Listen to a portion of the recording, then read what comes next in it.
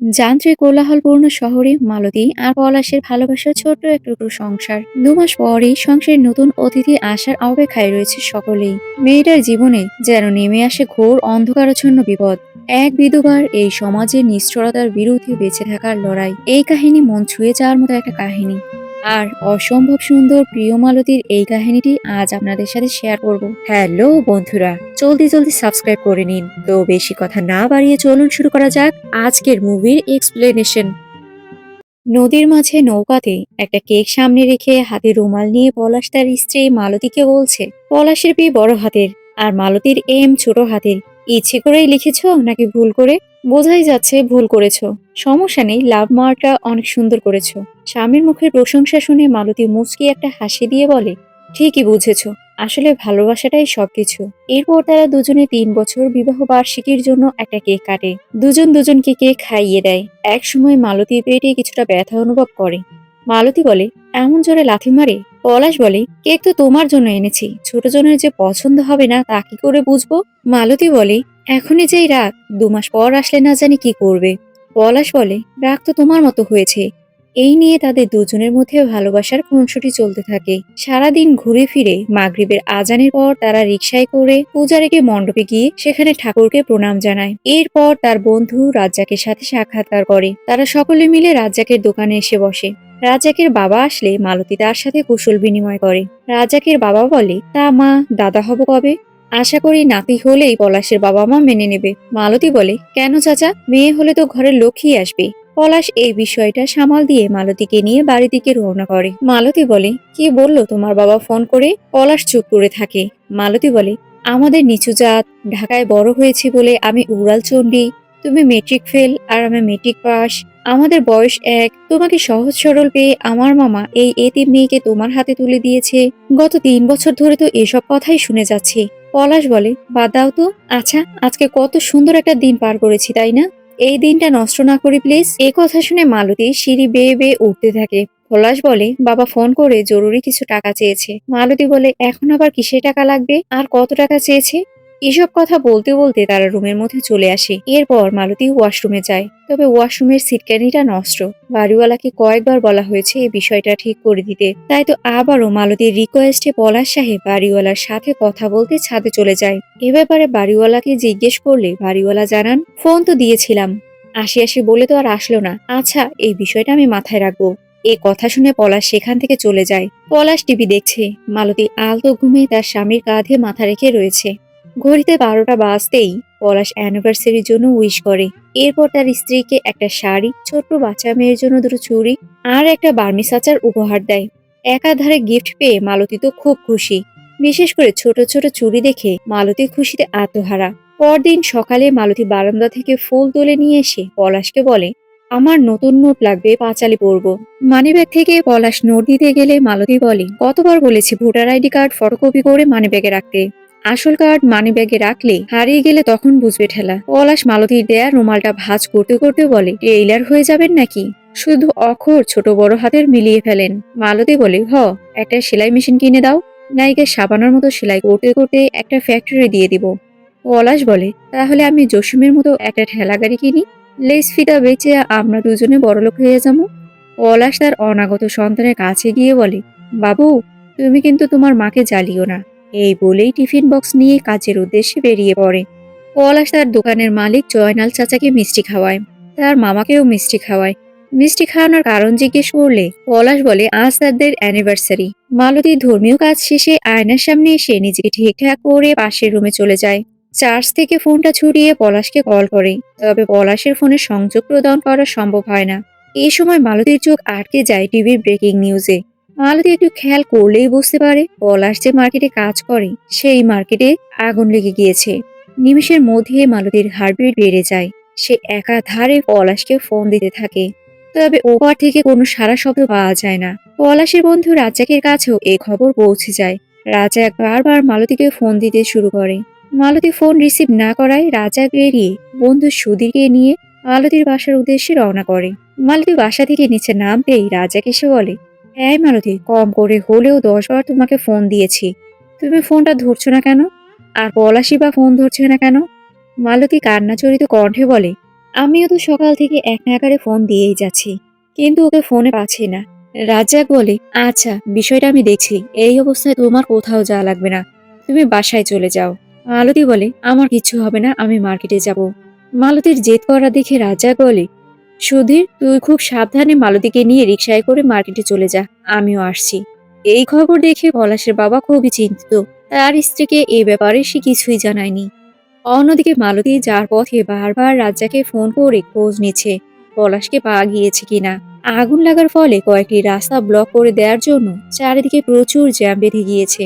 মনকে শান্ত না রাখতে পেরে মালতী সুধীরকে নিয়ে সামনের দিকে হেঁটে এগিয়ে চলতে থাকে। মার্কেটের কাছাকাছি গেলে একের পর এক লাশ দেখা যায়।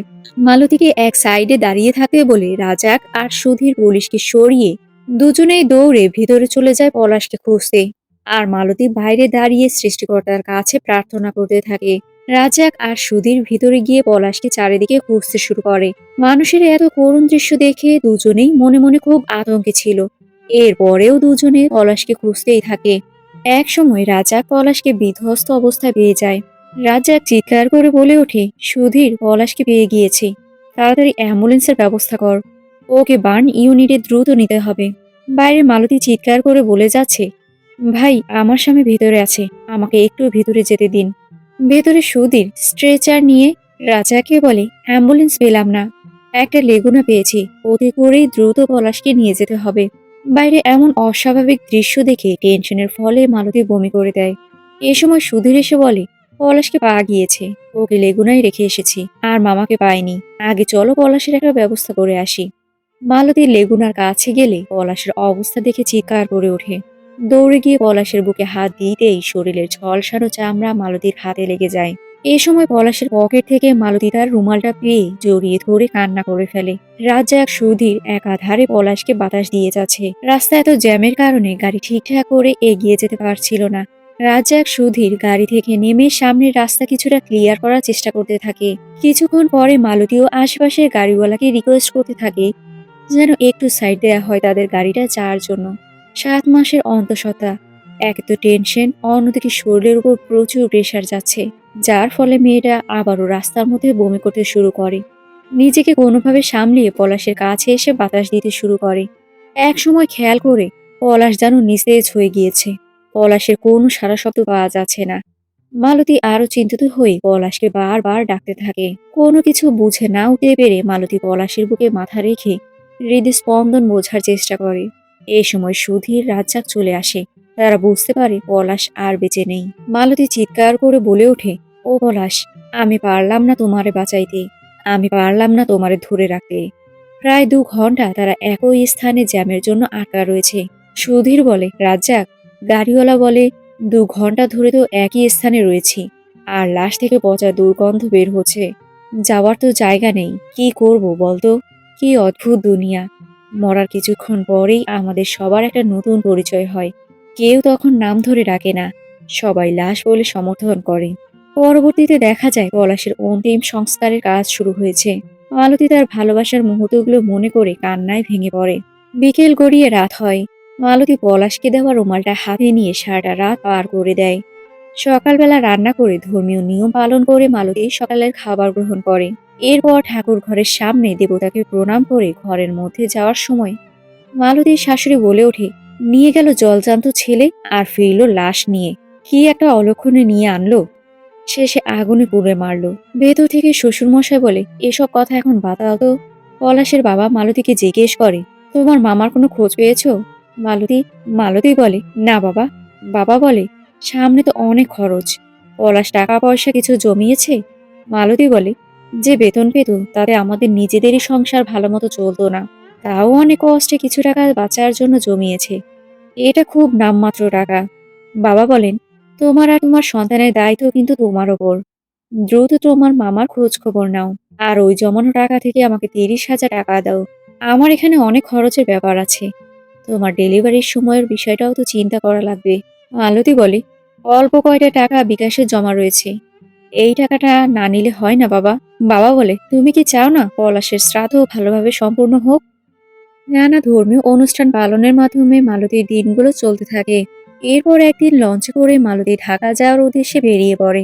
ঠিক এমনই অন্ধকার রাতে মালতী পলাশকে জিজ্ঞেস করেছিল, এত যে বড় বড় কথা বলছো, তোমার বাবা মা যদি আমাকে মেনে না নেয় তাহলে কি তোমার মন পাল্টে যাবে? পলাশ বলে, পুরো পৃথিবী পাল্টে গেলেও আমি সারা জীবন তোমার পাশে থাকবো। নানা স্মৃতি নিয়ে চিরচেনা সেই শহরে প্রবেশ করে মালতী। সবকিছু আগের মতোই আছে, তবে তার খেয়াল রাখার মানুষটা আজ আর বেঁচে নেই। রুমে ঢুকে মালতী চারপাশটা দেখতে থাকে। বারান্দায় গিয়ে দেখে জবা ফুল গাছটা শুকিয়ে গিয়েছে। ঘরে এসে পলাশের শার্ট আলতো ছুঁয়ে নীরবে চোখের পানি ফেলতে থাকে। এক বিছানা একই ঘর, তবে বিছানার পাশের জায়গাটা এখন সম্পূর্ণ খালি রয়ে যাবে। পরদিন দেখা যায় মালতী তার মামার সাথে দেখা করতে হসপিটালে গিয়েছে। মামার এই করুণ অবস্থা মালতী দূর থেকেই দেখে। পরবর্তীতে দেখা যায় রাজ্জাক ফোনে মালতীর ছবি দেখা অবস্থায় টিভিতে একটা খবর প্রচারিত হয়, যেখানে বলা হয় নিহত ব্যক্তির পরিবারকে 20 লক্ষ টাকা আর আহত ব্যক্তির পরিবারকে সরকারি তরফ থেকে 1 লক্ষ টাকা করে প্রদান করা হবে। রাতের বেলা রাজ্জাক পলাশের একটি ছবি বাঁধিয়ে নিয়ে এসেছে মালতীর বাড়িতে। রাজ্জাক বলে, কাল মার্কেট কমিটির সাথে সকালবেলা তোমাকে একটু দেখা করতে হবে। এমন সময় ঘরের কলিং বেল বেজে ওঠে। দরজা খুলতেই দেখা যায় বাড়িওয়ালা সেখানে দাঁড়িয়ে আছে।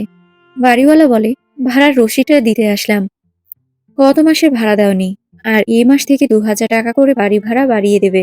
কিছু করার নেই, করোনার সময় বাড়ি ভাড়া বাড়ায়নি, সবকিছুর দাম দিন দিন বেড়ে চলেছে। সব ফ্লোরে ভাড়াটিয়েরা মেনে নিয়েছে এই বিষয়টা, তোমার অসুবিধা হলে তুমি এখান থেকে চলে যেতে পারো। আর হ্যাঁ, সকাল বিকাল যে ঘন্টিটা বাজাও, ওটা তুমি এখন থেকে একটু আস্তে বাজাবে। ওই আওয়াজ শুনলে আমার নাতি মনে করে আইসক্রিমওয়ালা এসেছে, ওকে ম্যানেজ করতে আমার খুব কষ্ট হয়। এসব কথা বলে বাড়িওয়ালা চলে যায়। রাজ্জাক বলে, কাল 12টায় রেডি থেকো, আমি এখন আসছি। মালতী বলে, রাজ্জাক, আমার তো এখন কোনো চাকরি ধরতেই হয়, কিছু করে তো আমাকে খরচ সামলাতে হবে। রাজ্জাক বলে, এসব নিয়ে পরে চিন্তা করো তুমি, আগে বাচ্চাটাকে সুস্থ স্বাভাবিকভাবে দুনিয়াতে আসতে দাও। আর তাছাড়া তুমি তো ক্ষতিপূরণের টাকা পেয়ে যাবে, সে টাকা হাতে আসলে তখন না হয় চিন্তা করো কি থেকে কি করবে। আচ্ছা, সকালে রেডি থেকো, আমি আসছি। পরদিন সকালে মার্কেটে গেলে সেখানকার ম্যানেজার মালতীকে বলে, ভিকটিমের এনআইডি কার্ড আর আপনার এনআইডি কার্ড দিন। মালতী বলে, আমার এনআইডি কার্ড তো রয়েছে, তবে আমার স্বামীর এনআইডি কার্ড সবসময় তার মানিব্যাগে রাখতো, তাই তো ওই দিন আগুন লাগার ফলে এনআইডি কার্ড নষ্ট হয়ে গিয়েছে। যদিও আমার কাছে শুধুমাত্র এনআইডি কার্ডের ছবি রয়েছে। ম্যানেজার বলে, এই কাগজে হবে না, হার্ড কপি প্রয়োজন। আর পলাশ কুমার দাস নামে আমাদের সরকারি লিস্টে তো কোনো নাম নেই, চাইলে আপনারাও চেক করে দেখতে পারেন। রাজাক আর মালতী চেক করে দেখে এই লিস্টে পলাশের নাম নেই। মালতী বলে, কিন্তু স্যার, আমার স্বামী গত 3 বছর ধরে এই মার্কেটে কাজ করে, আর ওই দিন অগ্নির ঘটনার জন্য আমার স্বামী মারা যায়। ম্যানেজার বলে, আচ্ছা ঠিক আছে, আপনি ডেথ সার্টিফিকেট আর পোস্টমর্টেম রিপোর্টটা দিন। এই কথা শুনে মালতী আর রাজ্জাক দুজন দুজনের দিকে তাকায়। রাজ্জাক বলে, দুর্ঘটনার পর লেগুনায় করে আমরা হসপিটালের উদ্দেশ্যে রওনা করি, তবে পথেই পলাশ মারা যায়। ওই দিন জ্যামের অবস্থা আপনার তো জানা আছে, লাশের পচা দুর্গন্ধ ছুটে গিয়েছে। এক পর্যায়ে আমরা সামনে এগিয়ে যেতে না পেরে পলাশের গ্রামের বাড়ি চলে যাই, আর পলাশের অন্তিম সৎকারের কাজ শুরু হয়ে যায়। হিন্দু ধর্মতে নিয়ম রয়েছে লাশ পুড়িয়ে দেওয়ার। ম্যানেজার বলে, আপনাদের চেহারা দেখে তো আর সরকার টাকা দেবে না। প্রথমত লিস্টে নাম নেই, কোনো ডকুমেন্টস নেই, অন্তত ডেথ সার্টিফিকেটের ব্যবস্থা করেন, ঠিকঠাক কাগজপত্র নিয়ে আসেন। এছাড়া আমার পক্ষে আর কিছুই করা সম্ভব নয়। আর বেশি গরজ থাকলে উপরে সেক্রেটারি রয়েছে, তার সাথে দেখা করে এ বিষয়ে কথা বলে নিন। মালতী আর রাজাক এরপর সেক্রেটারির সাথে দেখা করে পুরো ঘটনা খুলে বলে। মালতী বলে, ভেবেছিলাম ওই সময় মানুষটারে হসপিটালে নিয়ে গিয়ে কি করব, ফিরে তো আর পাওয়া যাবে না। সেক্রেটারি বলে, মানুষ তো পাবেন না জানি, কিন্তু দুটো কাগজ তো পেতেন। কাগজ ছাড়া কেউ দাবি করলেই তো আর টাকা দেওয়া সম্ভব নয়। রাজা বলে, এই মার্কেটে কতগুলো মানুষ কাজ করে, এর টোটাল লিস্ট যদি একটু দেখা যেত, একটু দেখতে পারলে স্যার আপনারা বুঝতে পারতেন আমার স্বামী কোন দোকানে কাজ করতো। ঘটনার দিন মার্কেটে পলাশ ছিল, আর আমার মামা ধীরেন বাড়ুইও একই দোকানে কাজ করতো। সেক্রেটারি বলে, হ্যাঁ, ওনার অবস্থা তো খুবই খারাপ। মোল্লা স্যানিটারির দোকানে যে আপনার হাজবেন্ড কাজ করতো তার কোনো কাগজপত্র আছে? মালতী বলে, এমন তো কোনো কাগজপত্র নেই। সেক্রেটারি বলে, আপনাদের কাছে তো কোনো ডকুমেন্টসই নেই, শুধু শুধু সময় নষ্ট করবেন না। মালতী বলে, আমার কাছে তো দুটো কাগজ নেই, আর আপনাদের কাছে তো এখানে কে কে কাজ করে না করে তাদের কোনো ডকুমেন্টস নেই, আপনাদের তো কোনো সিস্টেমই নেই।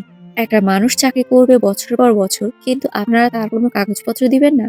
এক এক কথা এক এক জায়গায়, আপনাদের মুখে এক কথা, টিভিতে আর এক কথা, জনসাধারণের মুখে আর এক কথা। সেক্রেটারি বলে, এই শরীর নিয়ে এত উঁচু গলায় কথা বলবেন না। আপনার দেওয়া পরিচয়পত্র দিয়ে আমরা কি করব? আমাদের লাগবে ডেথ সার্টিফিকেট, পোস্টমর্টেম রিপোর্ট। মালতী বলে, স্যার আমরা হিন্দু, আপনি বুঝতে পারছেন না, মানুষটারে পোড়ানো হয়েছে। নানা কথায় কোনো কাজ না হলে মালতী আর রাজা সেখান থেকে একটু পাশে যায়। মালতী বলে, তুমি এক কাজ করো, জয়নাল সাহেবের বাসা ঠিকানা বা তার সাথে যোগাযোগের ব্যবস্থাপনা করো। রাজা তার হাতে একটি পানির বোতল ধরিয়ে দিয়ে বলে, তুমি এখানেই থাকো, আমি বিষয়টা দেখছি। অনেকক্ষণ পর রাজা ঠিকানা নিয়ে এসে বলে, জয়নাল সাহেব গত পরশুদিন মারা গিয়েছে। পলাশদের ফ্লোরে মানুষ আগুনে বেশি পড়েছে। আশেপাশে কোনো জীবিত মানুষকে খুঁজে পাওয়া যাচ্ছে না। এসব কথা শুনে হতাশ হয়ে মালতী বাড়ি ফিরে আসে। হঠাৎ করেই দরজায় কেউ কড়া নাড়ে। দরজা খুলতেই দেখা যায় পলাশের বাবা। মালতীর শ্বশুরমশাইকে ভাত খেতে দেয়। মালতীর শ্বশুরমশাই ভাত খেতে খেতে বলে, ঘটনার দিনের সিদ্ধান্ত সব তোমাদের। কি লাগবে বা না লাগবে সেগুলো তোমরাই ভালো বুঝবে। এখন ওই টাকাটা আমাদের একমাত্র ভরসা। তোমার কথা তো ভাবা লাগবে, যে আসছে তার ভবিষ্যৎও রয়েছে। খাওয়া দাওয়া শেষে শ্বশুরমশাই টিভি দেখতে বসে পড়ে। বৌমার প্রতি কত চিন্তা। রাতে বৌমা খেয়েছে কিনা সেটুকু জিজ্ঞেস করারও প্রয়োজন মনে হয়নি। মালতীর ওয়াশরুমে যাওয়ার প্রয়োজন পড়ে, তাই তো সে অপেক্ষা করে কখন শ্বশুরমশাই সেখান থেকে বেরোবে। কেননা মালতীর ওয়াশরুমে দরজার সিটকানি ভালো নেই। বাড়ির মধ্যে অন্য কেউ থাকা অবস্থায় আসলে ওয়াশরুমে যাওয়া সম্ভব হয় না। অনেকক্ষণ চাপিয়ে রাখার পর এক পর্যায়ে না পেরে মালতী ওয়াশরুমে চলে যায়। কিন্তু সিটকানি নষ্ট হওয়াতে মালতী নিজের মনের আতঙ্কের কারণে বেরিয়ে পড়ে। যাই হোক, টিভি দেখা শেষ করে শ্বশুরমশাই সোজা রাজাকের দোকানে যায়। তিনি বলেন, দেখো, আমি আমার ছেলেকে হারিয়েছি। শুনলাম কাগজপাতিতে কি ঝামেলা রয়ে গিয়েছে। ওই টাকা কয়টা যদি না পাই তাহলে বাকি জীবন আমি চলবো কি করে? মালতী আর তার বাচ্চা বা কিভাবে চলবে? রাজ্জাক, শোনো, তোমাকে বলছি আর মালতীকেও বলেছি, তাড়াতাড়ি কাগজপাতির ব্যবস্থাপনা করে টাকাটা হাতে পাবার চেষ্টা করো। এই কথা বলেই চাচা সেখান থেকে চলে যায়। পরদিন মালতী জয়নাল সাহেবের স্ত্রীর সাথে দেখা করে পুরো ঘটনা খুলে বলে। তিনি জানান, আসলে এসব কাগজপত্র উনি কখনোই বাসায় আনতেন না। তাই তো আমি বলতে পারবো না কে ম্যানেজার বা কে কর্মচারী। মালতী বলে, আসলে আমার স্বামী যে ওই দোকানের কর্মচারী এ কথা সাক্ষ্য দেওয়ার মতো একটা মানুষকেও খুঁজে পাচ্ছি না। চাচি, আপনি আমার একটা হেল্প করবেন? আপনি মার্কেটের সেক্রেটারিকে ফোন করে এই ব্যাপারটা বিষয়ে একটু বলবেন। পরবর্তীতে দেখা যায় পলাশীর বাবা সারা গ্রামের মানুষের কাছে ছেলে টাকা পাওয়ার বিষয়টা নিয়ে কথা বলে বেড়ায়। রাজাকে তার বাবা ফোন করে বলে, পলাশের ঝামেলাটা কবে মেটাতে পারবি বলতো? পলাশের বাবা তো পুরো গ্রামের মানুষকে তোদের ভুল সিদ্ধান্তের জন্য টাকা পাবে না এমনটা বলে বেড়াচ্ছে। পলাশ বলে, বাবা, এই বিষয়টা নিয়ে আপনার চিন্তা করা লাগবে না, এটা আমরা ম্যানেজ করে নেব। এদিকে মালতী মার্কেটের সেক্রেটারির কাছে এসে বলে, আমার স্বামী যে দোকানে কাজ করতো, জয়নাল সাহেব, তিনি তো মারা গিয়েছেন, তাই তো ওনার স্ত্রী আপনাকে ফোন দিয়েছিল। সেক্রেটারি বলে, ওনার ফোন দিয়ে আমি কি করব? আমার শুধুমাত্র পোস্টমর্টেম রিপোর্ট আর ডেথ সার্টিফিকেট লাগবে। কাগজপত্র ছাড়া কোনো লাভ হবে না। মালতী অনেক রিকোয়েস্ট করে, তবে তাতে কোনো লাভ হয় না। এই শরীর নিয়ে দোতলা থেকে নিচতলায় সিঁড়ি বেয়ে নিচে নামে মালতী।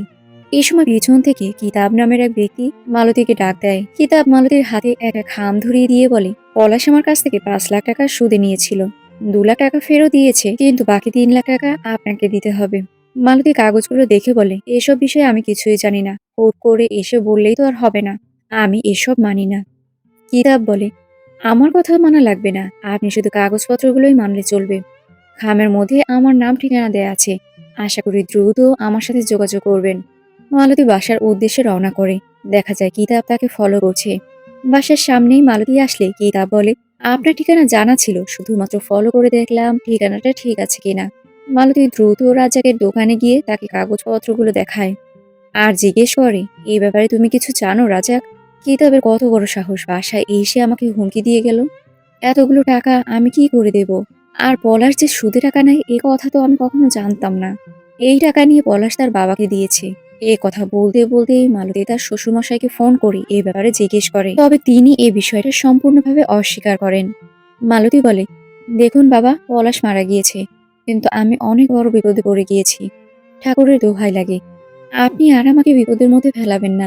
সত্যিটা বলুন, টাকা আপনি নিয়েছেন, আপনি ফেরত দিবেন। আর ওই লোকেও বলে দিয়েন সে যেন কখনো আমাকে বিরক্ত না করে।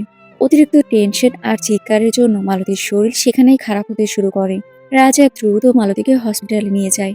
ডাক্তার জানায়, মালতীর শরীরে লোহিত রক্তের কণিকার সংখ্যা অনেক কম, হিমোগ্লোবিনও কম। ধারণা করা যায় অ্যানিমিয়া রয়েছে। ডাক্তার এরপর কিছু ঔষধ দিয়ে দেয়। রাজাক আর মালতী বাসায় ফেরার পথে মালতীর ফোনে কিতাব ফোন করে। মালতী কিতাবের কথা শুনে ফোন কেটে দেয়। এরপর রাজাকে জিজ্ঞেস করে, রাজাক, তুমি একবার স্মরণ করে দেখো না, পলাশ কখনো তোমার কাছে বড় অঙ্কে টাকা চেয়েছিল কিনা? রাজাক না করে। পরদিন রাজা কিতাবের ঠিকানায় চলে যায়। রাজাক বলে, ভাই, পলাশে টাকার ব্যাপারে এখন থেকে মালতীর সাথে আপনার কথা বলার প্রয়োজন নেই। পলাশে টাকাটা আমিই দিয়ে দেব। কিতাব বলে, আচ্ছা ঠিক আছে, টাকা এনেছেন, সব টাকা আমার একবারেই চাই। রাজাক বলে, সব টাকা একেবারে তো দেয়া আমাদের মতো মানুষের পক্ষে সম্ভব না। আগে যেমন মাসিক কিস্তিতে টাকা দেয়া হতো, ঠিক সেভাবেই দেব। এছাড়া পলাশ তো বেঁচে নেই, পলাশের সরকারি খাতায় নাম নেই, তার জন্যও টাকা ঢুকবে না। কিতাব বলে, টাকা পাবেন কি করে? ছাই দেখিয়ে তো আর টাকা আদায় করা যায় না। শোনেন, আমি আপনাকে একটা বুদ্ধি দেই। এ সময় সিন পরিবর্তিত হয়ে মালতীর বাসায় দেখানো হয়, যেখানে রাজাক উপস্থিত ছিল। মালতী বলে, কিতাবের সাথে দেখা করেছিলে? সে ফোন দিয়েছিল। তা কি কথা বললে তোমরা? রাজাক মাথা নিচু করে চুপ হয়ে থাকে। মালতী বলে, আমার চারপাশে এত ২ নাম্বার আর ভেজার লোক কেন রাজাক? রাজাক বলে, মালতী, পলাশ কিতাবের কাছ থেকে ৫ লাখ টাকা নিয়ে আমাকে দিয়েছিল। আমরা দুজনে মিলে এ কথা কাউকে না জানানোর অঙ্গীকার করেছিলাম। সুদে টাকা নিয়ে আমি বইয়ের দোকান দিয়েছিলাম। আমি চাইনি এ কথা লোক জানাজানি হোক। আসলে রাজাক মাদ্রাসায় আরবি শিক্ষক। ইসলামিকভাবে চলাফেরার কারণে এই সুদের ব্যাপারটা লোক জানাজানি হলে রাজ্জাকের জীবনের উপরই প্রতিক্রিয়ার প্রভাব ফেলবে। মালতী বলে, কাল এতবার যে জিজ্ঞেস করলাম আমাকে মিথ্যে বললে কেন? কিতাবের ঝামেলা আমি এখন কি করে মেটাবো? রাজ্জাক বলে, মালতী, একটা পথ পেয়েছি। কিতাবের মার্কেট কমিটির সাথে ওঠা বসা রয়েছে।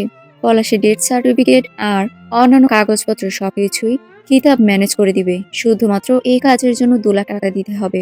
মালতী বলে, খুব ভালো সমাধান। এখন আমার জাল কাগজপত্র বানিয়ে প্রমাণ করতে হবে আমার স্বামী ওই আগুনে পুড়ে মারা গিয়েছে। রাজাক বলে, শান্ত হও মালতী, তোমার যে শরীরের অবস্থা। মালতী বলে, আমার ভালো মন্দ বোঝা হয়ে গিয়েছে, তোমাকেও বোঝা শেষ। রাজ্জাক মালতীকে শান্ত হতে বলে সেখান থেকে চলে যায়। মালতী পলাশের দেয়া শেষ আচারটার বয়মের মুখ খুলে ১ চামচ মুখে নিয়ে খেতে শুরু করে। পলাশ আর মালতীর যে উকিলের মাধ্যমে বিয়ে পড়ানো হয়েছিল, আজ মালতী সেখানে চলে আসে। সম্পূর্ণ কাহিনী মালতী উকিলবাবুকে জানায়। মালতীর ফোনে বারবার কিতাব ফোন করে, তবে মালতী ফোন কেটে দেয়। এদিকে কিতাববাবু মালতীর বাসায় চলে গিয়েছে। মালতী দরজা তালা মারা দেখে কিতাব বাড়িওয়ালার সাথে এ ব্যাপারে কথা বলে। মালতীকে উকিল সাহেব জানায়, এই সমস্যা সমাধানের জন্য কোর্টের কাছে আপিল করতে হবে। এসব কাজে কমপক্ষে ৩ বছর তো সময় লাগবেই। বিভিন্ন কাগজপাতি ঠিকঠাক করার জন্য টাকা খরচ করতে হবে। তাছাড়া আমারও একটা খরচ আছে।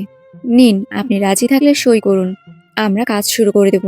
এই সময় বাড়িওয়ালার ফোন দেখে বাইরে গিয়ে মালতী ফোনটা রিসিভ করে। বাড়িওয়ালা বলে, মামনি, ভাড়া দেওয়ার সময় বলেছিলাম যত ঝামেলা আছে বাড়ির বাইরে বসে মিটিয়ে ফেলবে। এখন তো আপনার পাওনাদার আমার বাড়িতে প্রবেশ করে খাটে গেড়ে বসে আছে।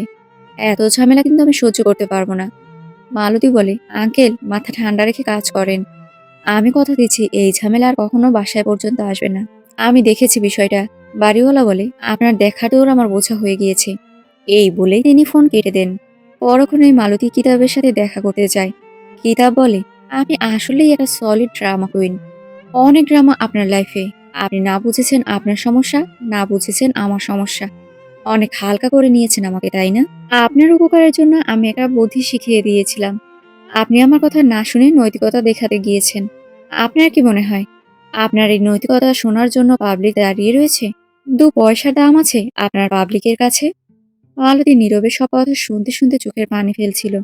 এক পর্যায়ে বলে ফেলে, আপনি জাল কাগজপত্র তৈরি করুন। পরবর্তীতে মালতী বাড়ি ফিরে এসেছে। তবে এসে দেখে বাড়িওয়ালা তার ঘর তালাবদ্ধ করে রেখেছে। বাড়িওয়ালা এসে বলে, ভাড়াটিয়া হিসেবে আপনি অনেক ঝামেলা করেছেন, ঠিক মতো ভাড়া দিচ্ছেন না, তাই এই ঘর আজ থেকে তালা দেয়া থাকবে। মালতী বলে, আঙ্কেল, আপনার কি মনে হচ্ছে না আপনি আমার সাথে একটু বেশি করে ফেলছেন? আঙ্কেল, চাবিটা দিন। বাড়িওয়ালা বলে, চাবি দিব, তবে এক শর্তে, তুমি যদি ১ ঘন্টার মধ্যে আমার বাড়ি খালি করে দাও তাহলে। মালতী হাত জোর করে বলে, চাচা, আমার অবস্থা বোঝার চেষ্টা করুন। এই অবস্থা আমি কোথায় যাব? বাড়িওয়ালা বলে, ১ ঘন্টার মধ্যে ঘর খালি করতে রাজি থাকলে চাবি নিয়ে আসবেন। এই বলেই বাড়িওয়ালা চলে যায়। মালতী তার পিছু করতে করতে সিঁড়ি বেয়ে নিচে নামতে থাকে। তবে হুট করেই সিঁড়িতে পা পিছলে মালতী পড়ে যায়, যার জন্য বড়সড় একটা দুর্ঘটনা ঘটে যায়। বাড়িওয়ালা আর তার স্ত্রী দ্রুত মালতীকে নিয়ে হসপিটালে ভর্তি করায়। বন্ড পেপারে সই লাগবে। এমন সময় রাজ্জাক এসে পড়লে বাড়িওয়ালা রাজ্জাককে দিয়ে বন্ড পেপারে সই করায়। সার্জারির পর নার্স রাজ্জাকের হাতে একটা কন্যা সন্তান তুলে দেয়। বাচ্চাটির ওজন 3 পাউন্ডের কম। খুব দ্রুত নেগেটিভ রক্তের ব্যবস্থাপনা করতে হবে। রাজ্জাক মেয়ে হওয়ার খবর মালতীর শ্বশুরমশাইকে জানায় আর বলে, কাকা, মা মেয়ে দুজনেরই খুব খারাপ অবস্থা, তাদের রক্ত প্রয়োজন। আপনাদের কি কারো এ নেগেটিভ রক্ত রয়েছে? চাচা বলে, রক্তের গ্রুপ কি সাথে নিয়ে নিয়ে ঘুরি, আর নামটা তো আমিও ভুলে গিয়েছি। আচ্ছা, টাকার কি খবর? কাগজপাতির ঝামেলা ঠিক করতে পেরেছো? এটাই বাস্তবতা। মাথার উপর থেকে বট গাছের ছায়া সরে গেলে পুরো দুনিয়াটাই নিষ্ঠুর হয়ে যায়। যাই হোক, রাজ্জাক কথা না বাড়িয়ে ফোনটা রেখে দেয়। পরদিন রাজ্জাক মালতীর সিটের সামনে আসলে নার্স বলে, ভাই, বিকেলের মধ্যে দুজনের রক্তের ব্যবস্থাপনা করতে হবে। রাজ্জাক বলে, জি আচ্ছা। নার্স চলে যাওয়ার পর মালতী বলে, কার মতো হয়েছে, তোমার বন্ধুর মতো নাকি আমার মতো? রাজ্জাক বলে, তোমার মতো। মালতী বলে, নাকটা একদম পলাশের মতো হয়েছে। এখান থেকে বেরিয়ে আমার মেয়েকে নিয়ে আমি অনেক দূরে চলে যাব। এই সমস্যার মধ্যে আমি আমার মেয়েকে বড় করব না। রাজা বলে, একটু শান্ত হও, আস্তে আস্তে সব ঠিক হয়ে যাবে। এখন তোমার উপর তোমার মেয়ের অনেক দায়িত্ব, আর পলাশের টাকাটাও তো তোমার হাতে আসেনি। মালতী বলে, ও টাকার নাম দেব না। সত্যকে এরা মিথ্যা বানালো, আবার 2 নাম্বারি করে সত্য প্রমাণ করতে লাগলো। ওই টাকার ভাত আমি আমার মেয়ের মুখে দিতে চাই না। ওটির মধ্যে যখন আমার জ্ঞান চলে গিয়েছিল তখন একটা স্বপ্ন দেখেছিলাম। অনেক দূরে নদীর পাশে একটি গ্রামে কিছু মানুষ বসবাস করত। তাদের মনটা খুব পরিষ্কার। আমার মেয়েটা বড় হয়ে গিয়েছে, ও স্কুলে যায়। স্বপ্নের মধ্যে আমি তোমার বন্ধুকেও দেখেছি, সেও খুব হাসি খুশি রয়েছে। কিন্তু এটা স্বপ্ন না হয়ে যদি বাস্তব হতো। বাস্তব কেন হলো না রাজাক? আমার মেয়েটারও আমার মতোই কপাল পোড়া। এই বলেই কান্নায় ভেঙে পড়ে। ক্ষণিকের মধ্যে কাশি শুরু হয়। পেটে চেপে ধরে মালতী কাশতে শুরু করে। নার্স এসে রাজ্জাকে বাইরে বাইরে চলে যেতে বলে। মালতীকে বিশ্রাম নিতে বলে মেয়েটিকে নিতে চাইলে মালতী আর একটু সময় তার মেয়েকে রাখতে চায়। এরপর মেয়ের কপালে আর হাতে চুমু দিয়ে তবে নার্স বাচ্চাটিকে নিয়ে যায়। এদিকে মালতীর অসুস্থতার কারণে রাজ্জাকও স্কুলে অ্যাটেন্ড করেনি। তাই তো প্রিন্সিপাল তাকে বলে, তোমার হুটহাট অনুপস্থিতি আমাদের ক্লাসের শিডিউল সমস্যা করে। রাজ্জাক বলে, স্যার, আমি হসপিটালে ছিলাম, আসলে মালতী অসুস্থ। ছুটি নেয়ার মতো পরিস্থিতি আমার তখন ছিল না। প্রিন্সিপাল বলে, আচ্ছা, তাহলে আজ থেকে 7 দিনের জন্য ছুটি নাও। ছুটি শেষে তোমাকে অন্য সাবজেক্ট দেয়া হবে। কথা শেষ করেই রাজ্জাক বাইরে আসলেই হসপিটাল থেকে ইমার্জেন্সি ফোন আসে। রাজ্জাক দ্রুত বেরিয়ে পড়ে। মালতীর অবস্থা খুবই ক্রিটিক্যাল। ডাক্তার বলে, রোগীর অক্সিজেন লেভেল একেবারেই কমে গিয়েছে, কার্ডিয়াক অ্যারেস্ট এবং সাথে খিঁচুনি রয়েছে। আপনি ইমিডিয়েট রোগীকে আইসিইউতে শিফট করান।